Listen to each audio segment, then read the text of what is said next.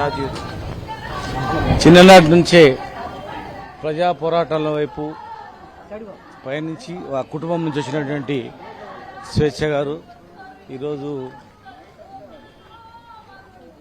ఆత్మహత్య చేసుకోవడం అనేది చాలా బాధాకరమైనటువంటిది. దాదాపు ఒక 20 సంవత్సరాలుగా వాళ్ళు ఆమె జర్నలిజంలో ఉండి అనేక భయపడకుండా అనేక అంశాలను వెలుగుదీసి ఎంతో గొప్ప శక్తి ప్రదర్శనలు ప్రదర్శించి ఎంతో మేధస్సు ఒక సామాజిక స్పృహ ఉన్నటువంటి గొప్ప వ్యక్తి. ఆ నేపథ్యంలో కుటుంబం నుంచి వచ్చినటువంటి వ్యక్తి స్వేచ్ఛ ఇలా ఎవరు నమ్మలేకపోతున్నారు. ధైర్యం గల వ్యక్తి ఎందుకు ఇట్లా చేసుకున్నారని చెప్పి అనుకుంటా ఉన్నారు. ఏది ఏమైనా చాలా దురదృష్టమైన సంఘటన. ఖచ్చితంగా ఎవరు కూడా ఇట్లా చేసుకోకండి. ఎంతో కష్టపడి తల్లిదండ్రులు పెంచింటారు. దయచేసి ఎదుర్కొందాం, కొట్లాడి ఆ సమస్యను పరిష్కారం చేసుకోవచ్చు. కానీ అంత ధైర్యస్తురాలే ఆమె కూడా. కానీ మరి ఎక్కడ మనసు గాయమైందో ఖచ్చితంగా దానికి సంబంధించినటువంటి వ్యక్తులను కఠినంగా యాక్షన్ తీసుకునేటట్టు కూడా మేము చేస్తాం. మనతో డాక్టర్ ఎర్రవెల్లి శ్రీనివాస్ గారు ఉన్నారు. వారిని అడిగి తెలుసుకుందాం. సార్ చెప్పండి, ఈ ఆత్మహత్యని మీరు ఏ విధంగా చూస్తున్నారు? ఒక సీనియర్ జర్నలిస్ట్ ఆమె, దీన్ని మీరు ఏ విధంగా చెప్తారు ప్రజానికి? అంటే తెలంగాణ ఉద్యమంలో మా అందరితోని కలిసి పనిచేసినటువంటి ఉద్యమ సహచరాలు. కానీ ఈరోజు అంత ధైర్యవంతురాలు, అంటే ఉద్యమ కమిట్మెంట్ ఉన్నటువంటి వ్యక్తి అసలు మేము నమ్మలేకపోతా ఉన్నాము రాత్రి నుంచి కూడా. అంటే ఆమె పెరికితనం లేదు, ఆమెకు ధైర్యంగా అన్ని విషయాలలో ఎదుర్కొన్నటువంటి తను నిజంగా చూసినప్పటి నుంచి కూడా మేము అందరం కూడా చాలా బాధపడుతూ ఉన్నాం, చెల్లించిపోతా ఉన్నాం. నిజంగా ఎట్లాంటి వాళ్ళైనా వాళ్ళపైన చర్యలు తీసుకోవాల్సిందని కూడా మేము అందరం కూడా డిమాండ్ చేస్తూ ఉన్నాం. ఇది చాలా బాధాకరము, చాలా దురదృష్టకరము, విషాదకరము. ఒక గొప్ప స్నేహితురాల్ని అదేవిధంగా ఉద్యమకారులని పోగొట్టుకోవడం ఈ సందర్భంగా చాలా బాధాకరమైనటువంటి విషయం. సహజ ఒక వృత్తిపరమైనటువంటి జర్నలిస్టే కాకుండా సామాజిక బాధ్యత గల ఒక గొప్ప జర్నలిస్ట్గా ఇవాళ ఆమె మరణం అనేటువంటిది ఇవాళ మొత్తం తెలంగాణ సమాజానికి ఒక ఉమెన్ జర్నలిస్టు, ఒక మేధావిగా వారి లోటు పూడ్చలేంది. ఎందుకంటే సమాజం పట్ల ఒక శాస్త్రీయమైనటువంటి అవగాహన, సమస్యల పట్ల ఒక స్పష్టమైనటువంటి గీతతో ఆమె జర్నలిస్టు ఉద్యమంలో పనిచేసింది.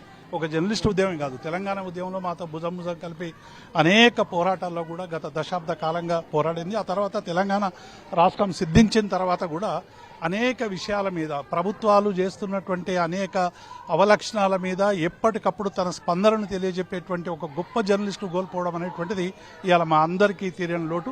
ఆమెకు జోహార్. స్వేచ్ఛ మరణం వాస్తవానికి ఇది ఆత్మహత్య కాదనేటువంటిది మేము అభిప్రాయపడతా ఉన్నాం.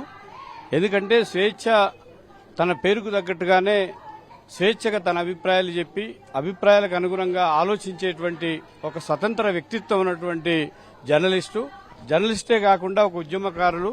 మొత్తంగా వాళ్ళ కుటుంబం, వాళ్ళ నాన్నగారు వి శంకర్ పీడీఎస్యు ఉమ్మడి ఆంధ్రప్రదేశ్ రాష్ట్ర అధ్యక్షులుగా పనిచేశారు. వాళ్ళ అమ్మ ఆమె పీడీఎస్యూలో అనేక మహిళా సంఘాల్లో ప్రగతిశీల ఉద్యమాల్లో ముందు వరుసలో ఉంటూ వచ్చారు. అలాంటి కుటుంబ వాతావరణంలో పెరిగినటువంటి స్వేచ్ఛ ఇవాళ ఏదో కొన్ని అలజడులు లేదా కొన్ని అవాంతరాలు వచ్చాయనే పేరుతో ఆత్మహత్య చేసుకునేంత పిరికి మనిషి మాత్రం కాదు. స్వేచ్ఛది తప్పనిసరిగా ఆమె మరణం మీద ఎంక్వైరీ జరిపించాలా, విచారణ జరిపించాలా. ఇది హత్యగా భావిస్తున్నటువంటి సందర్భాలు ఉన్నాయి. అనేక రకాల తన బాడీని చూసినప్పటికీ, తను ఉరేసుకున్నటువంటి తీరును చూసినప్పటికీ. అందుకని దీని మీద ప్రభుత్వం వెంటనే ఒక విచారణ జరిపి దోషులు ఎవరో తేల్చాల్సినటువంటి అవసరం ఉందని సిపిఐఎంఎల్ న్యూ డెమోక్రసీగా మేము భావిస్తా ఉన్నాం. మేడం, మీరు చెప్పండి, ఒక సీనియర్ జర్నలిస్ట్ ఈ విధంగా ఆత్మహత్య చేసుకోవడం ఏ విధంగా చూస్తున్నారు? విచారకరం. తన పోరాట నేపథ్యం కలిగినటువంటి కుటుంబం నుంచి వచ్చినటువంటి అమ్మాయి స్వేచ్ఛ, చిన్నప్పటి నుంచి తెలుసు స్వేచ్ఛ.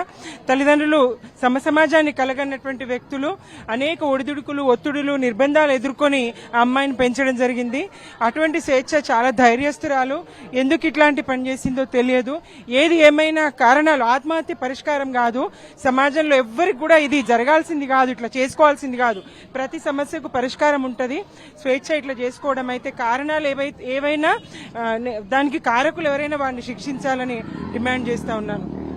అన్న చెప్పండి అన్న, ఏదైతే స్వేచ్ఛ గత 18 సంవత్సరాల నుండి మీడియా రంగంలో ప్రత్యేకమైన పాత్ర పోషిస్తుంది. అసలు ఇలాంటి ఆత్మహత్య చేసుకోవడానికి మీరు ఏ విధంగా చెప్తారు? చెల్లె తెలంగాణ ఉద్యమంలో మాతోటి ఉండేది.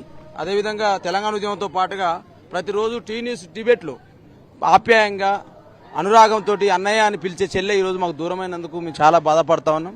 టీవీ డిబేట్స్లో కూడా చాలా ధైర్యంగా వ్యక్తం చేసి తన అభిప్రాయాలని ఈరోజు సోషల్ మీడియా ప్లాట్ఫామ్ దగ్గర కూడా ఈ ప్రభుత్వం చేస్తున్నటువంటి విధానాలని, ప్రభుత్వం చేస్తున్నటువంటి అరాచకాలని కూడా ఒక మహిళ అయినప్పటికీ జర్నలిస్ట్ గా ఎదుర్కొంటా ఎటువంటి అవాంతరాలని చెప్పేసి ఒక మహిళా జర్నలిస్ట్ గా తన పాత్రను తను పోషించేది.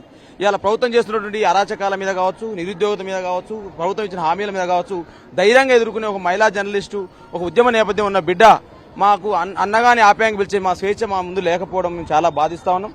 అదేవిధంగా ఇప్పుడు శంకరన్న కావచ్చు, వాళ్ళ కుటుంబం కావచ్చు, మొదటి నుంచి కూడా ఉద్యమ నేపథ్యం ఉన్న కుటుంబం.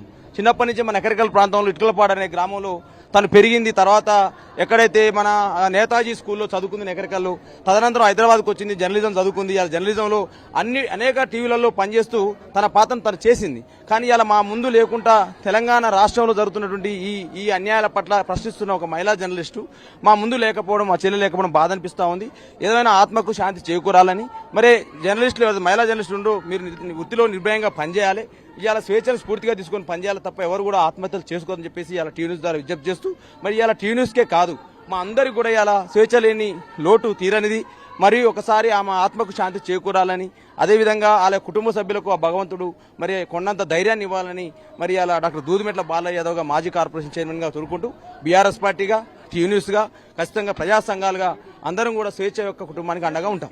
ప్రధానంగా ఏదైతే స్వేచ్ఛ గారు లైవ్ డిబేట్లో మీరు కూడా టీ న్యూస్లో కీలకంగా మీరు కూడా ప్రతిసారి వచ్చేది, ఆమె అడిగే ప్రశ్నల విధానం ఎట్లుండే, ఆమె గట్స్ ఎట్లుండేది, కాంగ్రెస్ ప్రభుత్వాన్ని ఏ విధంగా ప్రశ్నించేటట్టు ఆమె గొంతు లేవనెత్తేది, ఇప్పుడు ఆ గొంతు మూగబోయింది. ఇప్పుడు దాన్ని మీరు ఏ విధంగా చెప్తారు? మీరు స్వేచ్ఛ యొక్క ట్విట్టర్ ప్లాట్ఫామ్ చూడండి, ఫేస్బుక్ ప్లాట్ఫామ్ చూడండి, అదే ఇన్స్టాగ్రామ్ ప్లాట్ఫామ్ చూడండి.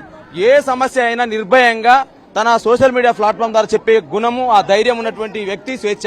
ఎందుకంటే నిత్యం మేము డిబేట్లో ఉన్నప్పుడు అన్నాని పలకరిస్తూనే ఈ ప్రభుత్వ విధానాల మీద స్వేచ్ఛగా ధైర్యంగా పలకరించే స్వేచ్ఛ ఇలా మా కళ్ళ ముందు లేదంటే మేము నమ్మలేకపోతా ఉన్నాం. ఇంత ధైర్యంగా అమ్మాయి ఇట్లా జరిగింది అనేటువంటి బాధ అనిపెడతా ఉన్నాం. ఏదేమైనప్పటికీ ఇటువైపు మా పార్టీ జాతీయ అధ్యక్షులు కేసీఆర్ గారు, మా పార్టీ ఉన్నటువంటి కేటీఆర్ గారు, మా హరీష్ రావు గారు, అదేవిధంగా టీవీ న్యూస్ బృందం, అదేవిధంగా పార్టీ మొత్తం కూడా స్వేచ్ఛ కుటుంబానికి అండగా ఉంటుందని చెప్పి తెలియజేస్తా ఉన్నా.